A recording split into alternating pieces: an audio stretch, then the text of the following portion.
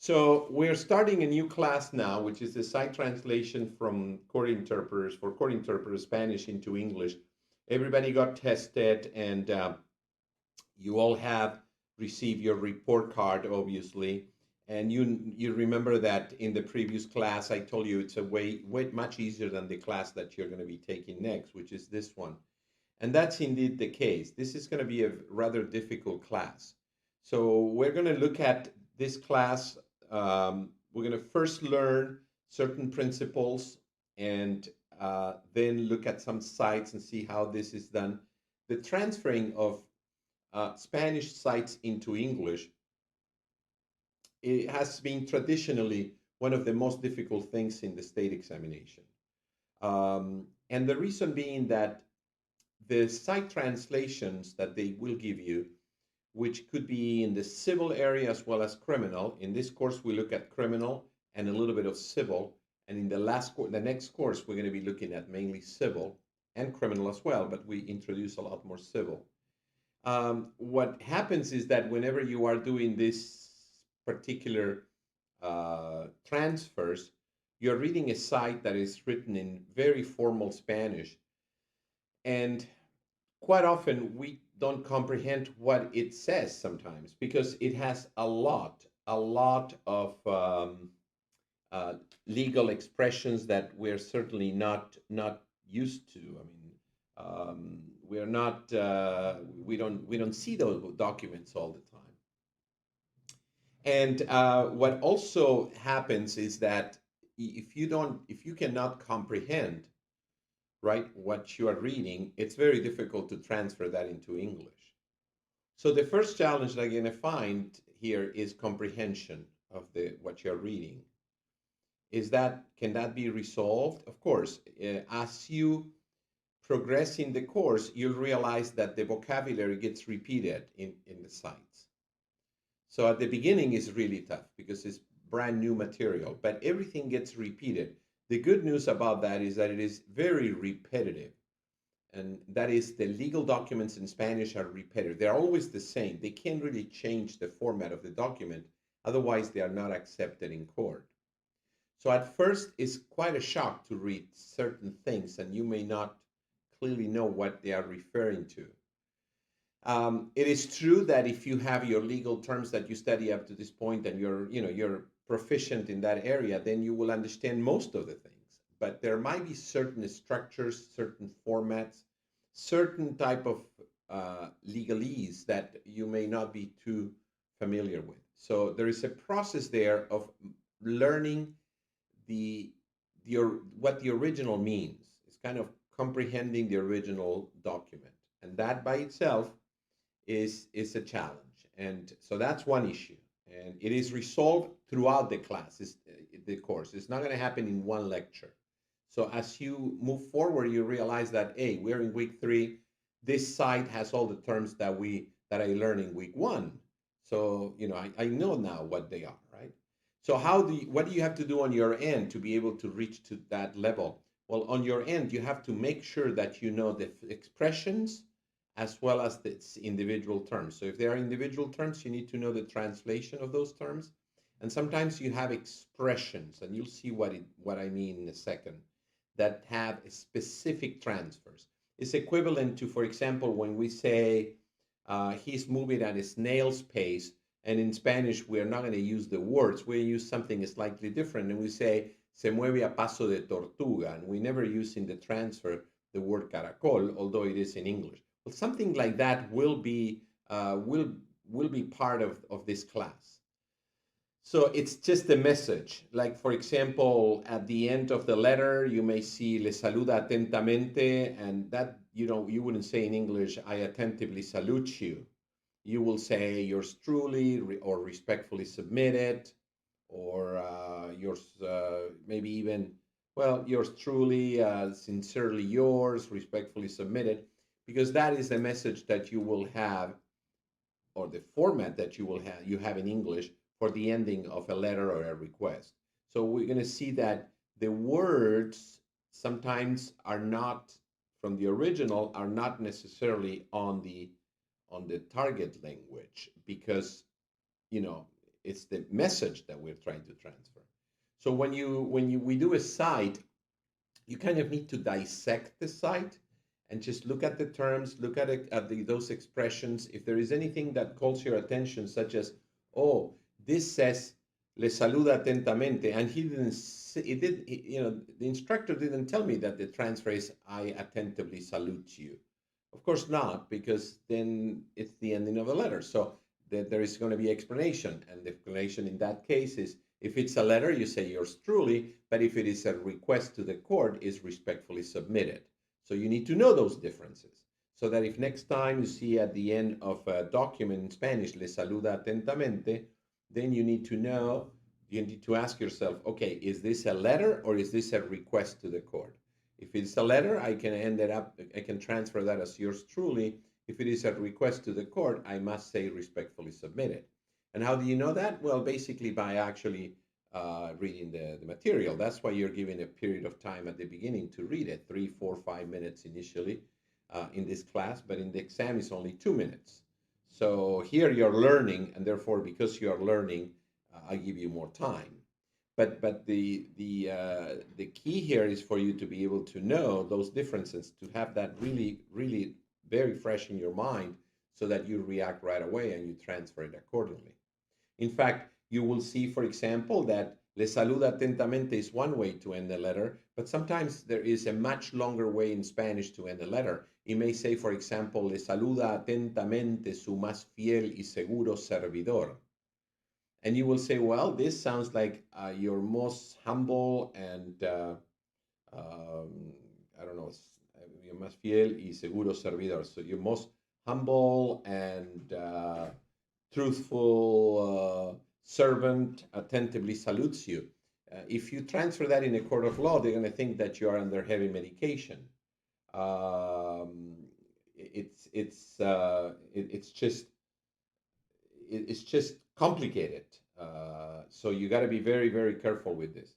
So I have a comment here from Daisy saying that I'm cutting off a lot. Can you please tell everybody if there was any type of issues with respect to the video cutting or anything like that in the internet connection? Just let me know, please, and type it in your questions. Okay. The audio is very low. I hear you fine, but is it cutting or not? Okay, so we're going to move up the audio. I can do that. That's not a problem. Okay, so now it's going to be much better, I'm sure. Okay, need to find what's the optimal thing. No issues. The sound was good on my end, but it is low. I increased the audio. Picture is very clear here. Okay, so that means, Daisy, that it is probably on your end. Okay, I'm going to use you to ask you these questions, and I apologize for that, just to make sure that we got the right settings here. Okay, so on some people it's actually cutting off as well. It might be that the quality is too high for the internet that you have, in which case all you have to do is reduce that to a lower quality. But let me know, you can, everything itself got much better. I had issues with both sound and video, but I thought it was okay. It was on my end. Okay, so the sound should have increased now, so you should be able to hear me very well. And when it comes to the video itself, then it might be the internet connection on your end, and the quality might be too high for your internet connection. In which case, I can show you later on how to reduce. There is like in the player, there is like it looks like a little wheel. If you click on that wheel, just select a quality that it is not 1080. You go back to 720, and then maybe the system works better that way. There shouldn't be any issues with any of the sounds or anything. Now the sound is better now because I actually have increased that to the maximum almost. So this seems to be fine, right? The sound seems to be good. All right, so let's just then continue with this. So we have that issue that has to do with those expressions and those words, keywords, and things of that nature. The other issue that you're going to see here is that when we write in Spanish, we tend to write a lot.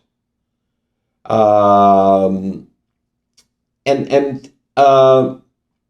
it's basically um, the biggest issue when we write in Spanish is that, or why do we write so much in Spanish? All right, why attorneys have to write, sentences that are 4 or 5 lines long, just where when in fact they could have simplified that a lot.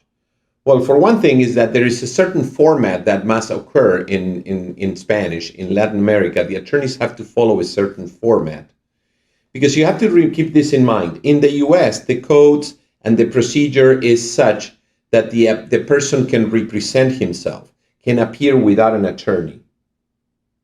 However, in Latin America, if you don't have an attorney, you're a dead duck. You can't do anything. So it's way more complicated. Second, there is a cultural thing. In Latin America, many people show off their level of education by the way they write and the way they speak. It's a big thing. It's like a business card. When you speak very good, you have good vocabulary, you express yourself in a certain way, then that's a really good thing. And attorneys submit this documentation to the judges, and therefore they want to use vocabulary and expressions and things that are very very high register. Furthermore, there is always in Spanish, when you actually consider or take into consideration the fact that when you conjugate a verb in Spanish, you already know what the pronoun is, which in English you don't. This gives Spanish a better ability to write very long segments or sentences. For example, if I say comparecí, it's yo comparecí. No puede ser él comparecí, because if it's él, hubiera sido él compareció. But you see, in English, it's just the verb appeared. So when you conjugate the verb appeared, it's appeared for every single pronoun. So when we say appeared in court, we don't know who appeared in court. So you need to know what the pronoun is, because if you don't have the pronoun, then you'd have no idea whatsoever as to who is appearing. But in Spanish, if I say comparecí la semana pasada, it's I, yo. This means that I can write a sentence by saying, yo comparecí la semana en este juzgado, coma, presenté los documentos que me pidió el juez, coma, consulté con mi abogado para determinar cuándo tenía que presentarme nuevamente, coma, pregunté a la actuaria cuándo tenía que yo regresar a este juzgado, coma, informé al juez que iba a poder venir el día que me mencionó la actuaria, coma, dejé la sala 30 minutos después de haber ingresado, punto. What I just did there is I reported many facts, many things, comparecí, presenté, blah, blah, blah, blah, blah, in one sentence without any periods, just one period at the end. You wouldn't be able to do that in English. You would have to create, for each of those sentences that are divided by commas, you have to make the comma a period and then create sentences that are individual, because you have to say, I appear. And then for the next one is, I submitted. And then for the next reporting is, I asked the clerk. And for the next one is, I advised the court, or I advised my attorney. So this is kind of an issue for us, the differences in terms of grammar. And this is the reason why in Spanish sentences are way longer than in English. And when we transfer from Spanish into English, the sentences need to be restructured so that the sentence, that long sentence, makes sense in English. To transfer into English, you have to always keep in mind that you need to have a very basic structure. The subject of that, which will be the pronoun or the proper noun, it could be I, it could be he, it could be Juan, it could be Pedro, okay? And then you need to have the verb, and then whatever you want to put afterwards. But it's always pronoun and verb. You wouldn't start with the verb, like comparecí en el juzgado, appear in court. No, because if I say appeared in English, who appeared? We don't know. See, the conjugation of the verb to appear, in this case in past tense, is not indicating to me who appeared. So this is an issue that is called restructuring that we kind of revisit later on, but it's something you're going to notice when I do the renditions that sometimes I kind of, I kind of break this long sentences into 2 or 3 sentences. That's the reason behind that. So we have the issue of the terminology that it's very high register. Sometimes the message in Spanish and in English do not contain the same words. Le saluda atentamente is not I salute you attentively. It's yours truly or respectfully submitted. So that's another issue. The other issue of very long sentences that are in Spanish, that if you were to transfer with the same grammatical structure into English, then they will be quite awkward in English, because the verbs need to have a pronoun right before, not one pronoun at the beginning and then 2 lines later you keep using a verb, and it's too far. I mean, even though if you put the pronoun at the beginning of the first line, as soon as you get to the second line, it's just already too far. You need to repeat the pronoun again, which means that you have to break those sentences into shorter sentences. And that's another issue that we are going to be dealing with. And then it comes one of the most important areas in terms of state exam, and that is basically what we call localization into the target language. And all this kind of can be abbreviated or can actually be summarized by saying that these are all localization issues. See, there is a localization with the message. Le saluda atentamente is not I salute you attentively, but either yours truly or respectfully submitted. So that's localization, meaning that you transfer into English a message that it is written in Spanish in such a way that the person who hears that message in English here in the United States doesn't feel that the message is awkward. It makes sense. And it conveys the same message as the message that it is in the original Spanish one. Le saluda atentamente, yours truly, or respectfully submitted. Please note that in this particular case, in this example, for le saluda atentamente, we have 2 possible options, yours truly or respectfully submitted. 2 options.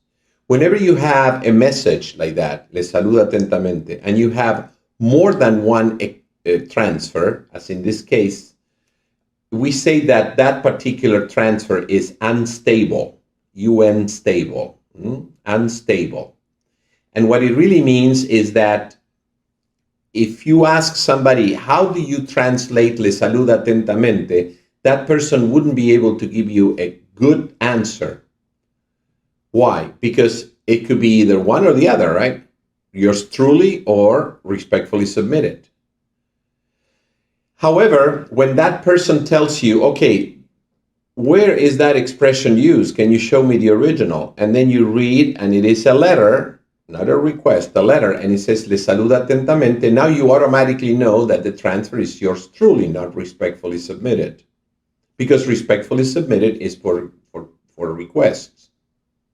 In which case, what we see in this example is that an unstable term, le saluda atentamente, was made stable by context, we say it. So we converted an unstable term, which is a term that has, or a message, unstable message that has 2 possible transfers. We made that message stable based on context. So that's the reason why you read sites, a little bit for a period of time, 2 minutes, 3, 4 minutes, not to know how to transfer every single line, but to identify these structures that are unstable and based on context determine what's the best option. Is it yours truly or respectfully submitted? So this is called, this has to do with localization, and it also has to do with the stability of the transfer. A good term that has one transfer, table, mesa, table, that's a very stable term. or message. In this case, you can look at it either way. But for example, court is a very unstable term because it could be judicial, it could be juzgado, it could be tribunal, it could be juez. Of course, if it says the court, es el juez. If it says court order, es judicial. If it says court referring to courtroom, es juzgado. If it says court referring to courthouse, es tribunal. Look how unstable it is. It has 4 possible transfers, and therefore we call that an unstable term of a 4th degree. 4th degree meaning 4 possible answers, 4 possible transfers. So usually when the term is 3 or more, it's unstable because there are 3 or more transfers for that given term. When that occurs, then you basically have a situation where the we call it a high degree, an unstable term of a high degree. High degree is 3 or more. Because sometimes you may know 4, but there might be 5 or 6 you really don't know. So there is this concept of localization, and that concept of localization has a lot to do with stability. So let's just look at this in equivalents or equivalent options. Then we say that it is unstable of 2nd degree. If you have 3 equivalent terms, it's unstable of 3rd degree,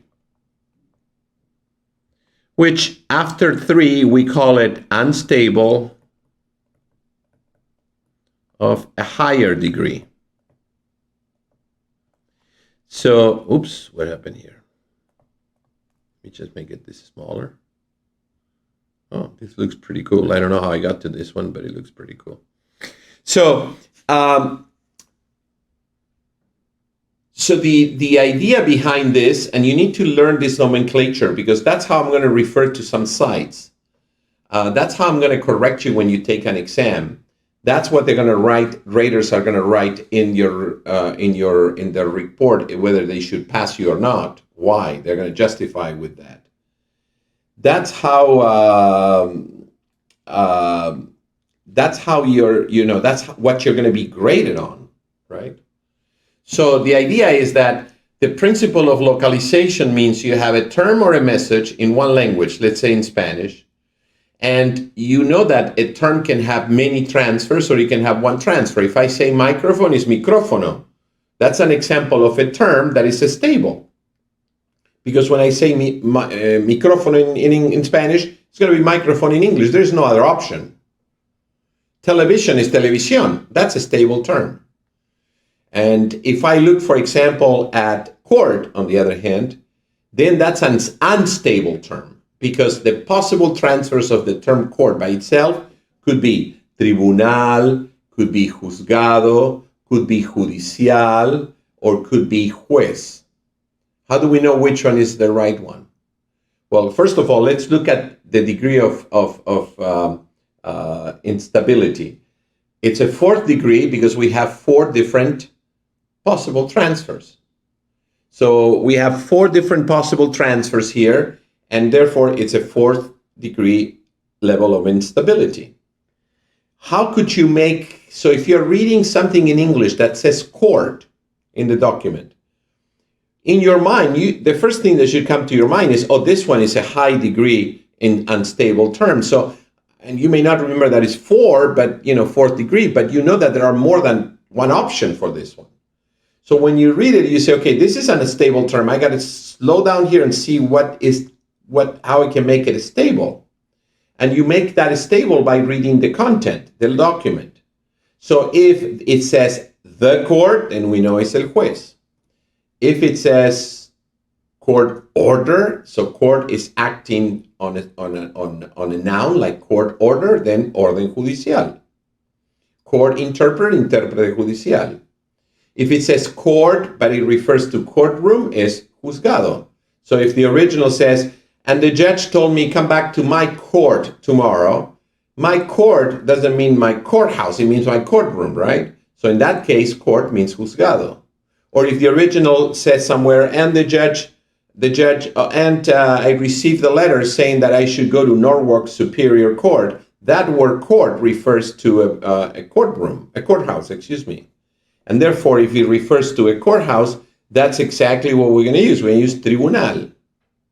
So by reading the site or the document, you make an unstable term, make it stable. And that's what you're going to be graded in your exam.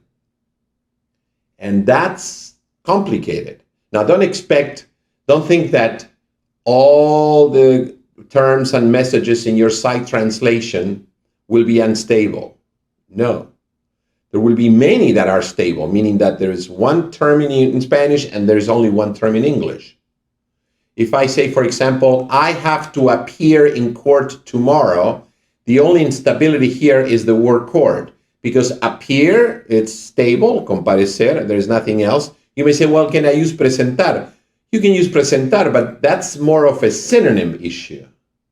But when you see court, I have to appear in court tomorrow. Is it I have to appear in a courtroom or in a courthouse? If the site doesn't give you any options, you don't have any, not any options, but it doesn't give you any information as to where you have to appear, like in this, let's say that's the only thing you have to transfer. I have to appear in court tomorrow. Then you have the option of picking the transfer that it is more suitable to it. Clearly, you wouldn't say, tengo que comparecer en el judicial mañana, because judicial is for court order, so court interpreter, court decision. So there's court and then a noun. Here it says, I have to appear in court tomorrow. Tomorrow is not a noun. So when you see that word court there, you say, okay, now judicial will not be right. And it certainly will not be juez, because for me to say juez for court, it has to say the court. And the sentence is, I have to appear in court. It doesn't say in the court. Because if I say in the court, then it's incorrect in English to start with, but then it will mean el juez. So then I am left out with two possible options, tribunal o juzgado. But context, that's the only context that I have. I have to appear in court tomorrow. At that time, you can use one or the other, and you will be correct. You can say, tengo que comparecer en el juzgado mañana, o tengo que comparecer en el tribunal mañana. Both are correct, no penalty in any exam.